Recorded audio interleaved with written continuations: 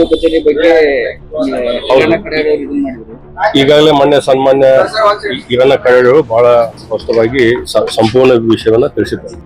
ನಮ್ಮ ಅಥಣಿಯಿಂದ ಒಂದು ವೇಳೆ ಬೆಳಗಾವಿ ಜಿಲ್ಲೆಯಲ್ಲಿ ಜಿಲ್ಲೆಗಳನ್ನ ಮಾಡಬೇಕನ್ನುವಂಥದ್ದು ಬಂದ್ರೆ ಅಥಣಿನೂ ಕೂಡ ಮಾಡಬೇಕನ್ನುವಂತ ಕೂಗು ನಮ್ಮಲ್ಲಿದೆ. ನಾವು ಕೂಡ ಅಥಣಿನ ಜಿಲ್ಲೆ ಮಾಡಬೇಕನ್ನುವಂಥದ್ದನ್ನ ನಾವು ಪ್ರಸ್ತಾವನೆ ಕೊಡ್ತೇವೆ. ಈಗ ಯಾವ ಇದು ಅಥಣಿ ಡೆವಲಪ್ಮೆಂಟ್ ಆಗಿದೆ ಸರ್? ಸಾಕಷ್ಟು ಡೆವಲಪ್ಮೆಂಟ್ ಆಗಿದೆ. ಅದರಲ್ಲಿ ವಿಶೇಷವಾಗಿ ಮಹಾರಾಷ್ಟ್ರ ಗಡಿಯಲ್ಲಿದೆ. ನಮ್ದು ಅಥಣಿ ಕೊಟ್ಟಲ್ಗಿ ಲಾಸ್ಟ್ ಬೌಂಡ್ರಿ ಇದ್ದಾಗ ಅಥಣಿಯಿಂದ ಕೊಟ್ಟಲ್ಗಿ 40 ಕಿಲೋಮೀಟರ್, ಅಥಣಿಯಿಂದ ಬೆಳಗಾವಿ 150 ಅಂದ್ರೆ 190 ಕಿಲೋಮೀಟರ್. ನನ್ನ ಮತಕ್ಷೇತ್ರ ಬಿಜಾಪುರ ಬೌಂಡ್ರಿಗೆ ಮಹಾರಾಷ್ಟ್ರ ಬೌಂಡ್ರಿಗೆ ಹತ್ಕೊಂಡಾಗ ಆಡಳಿತಾತ್ಮಕವಾಗಿ ಮಾತ್ರ ಬೆಳಗಾಂದಲ್ಲೇ ಸಂಪರ್ಕ ಇದ್ದೀವಿ. ಯಾವುದೇ ವ್ಯವಹಾರ ಇರಲಿ, ಕೃಷಿ ಚಟುವಟಿಕೆ ಇರಲಿ, ಬಿಜಾಪುರ ಮಹಾರಾಷ್ಟ್ರನೇ ಹೆಚ್ಚು ಕಾಂಟ್ಯಾಕ್ಟ್ ಇರುವಂತದ್ದು. ಸೊ ಹಿಂಗಾಗಿ ಅದು ಯಾವುದೇ ಸಂದರ್ಭದಲ್ಲಿ ಅಥಣಿ ಜಿಲ್ಲೆ ಆಗುತ್ತೆ.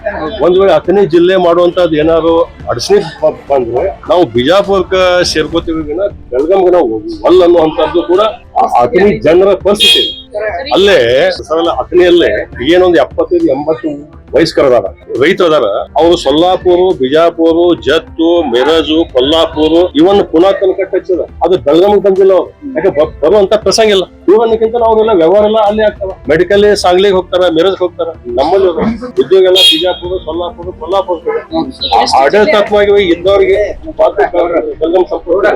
ನಮ್ದು ಸ್ಪಷ್ಟವಾದ ನಮ್ಮ ಅಥಣಿ ಜನರ ನಿಲುವು ಅಥಣಿನೇ ಜಿಲ್ಲೆ ಆಗಬೇಕು.